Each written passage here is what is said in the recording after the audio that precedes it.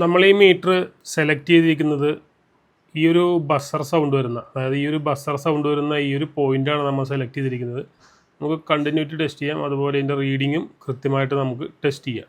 മോട്ടറിൻ്റെ അകത്തുനിന്ന് വരുന്ന കോയിലിൻ്റെ വയറാണ് ഈ കാണുന്നത്, ഈ RYB എന്ന് പറയുന്നത്. അത് ഈ വയർ കേട്ടോ, ഈ വയർ മോട്ടറിൻ്റെ 3 വയറാണ് RYB. ഇതിനകത്താണ് നമുക്ക് ടെസ്റ്റ് ചെയ്യേണ്ടത്. ഇത് റെഡ് എന്ന് പറഞ്ഞാൽ RYB, ഇനി ഇതിന് 3 കളറാണ്. ഇത് 3ഉം 3 ഫേസ് ആണ്.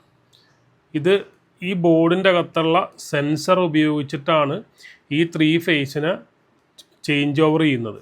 ഒരിക്കലും 3 ഫേസ് ഒരുമിച്ച് ഇവിടെ വന്ന് നിൽക്കില്ല. ഇതെങ്ങനെയാണ് മോട്ടർ ടെസ്റ്റ് ചെയ്യണമെന്ന് നോക്കാം. ഇതിപ്പോൾ ഇതിൻ്റെ 6 പോയിന്റിൽ നമ്മളിപ്പോൾ പ്രോബ് കണക്ട് ചെയ്ത് വെച്ചിട്ടുണ്ട്. അപ്പോൾ ഈ രണ്ടാമത്തെ പ്രോബ് നമ്മൾ അടുത്തതിൽ കൊണ്ടുവന്ന് മുട്ടിക്കുന്നു.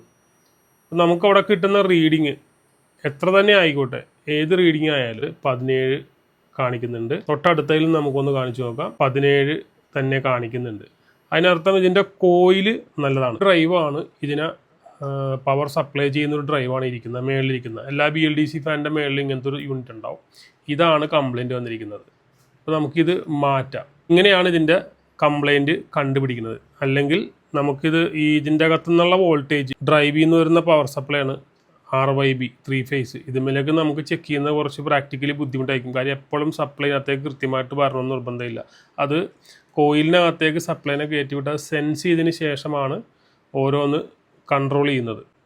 അപ്പോൾ അത് ചെയ്യുന്ന കൺട്രോളിങ് എല്ലാം ഇതിൻ്റെ അകത്തുള്ള സെൻസറുകളാണ്, ഇതിനകത്തിരിക്കുന്ന സെൻസറുകളാണ് കൃത്യമായിട്ട് അതെല്ലാം ചെയ്യുന്നത്. കണ്ട, ഒരു ബസർ സൗണ്ട് കേൾക്കുന്നില്ലേ? ഇറക്കുമ്പോഴത്തേക്കും പവർ റിവേഴ്സ് ചെയ്യുന്നതാണ്. അതിനർത്ഥം ഈ PCB ഓക്കെ ആയിട്ടുണ്ട്. PCB ഓക്കെ ആയെങ്കിൽ മാത്രമേ ആ ഒരു ബസർ സൗണ്ട് വരുള്ളൂ.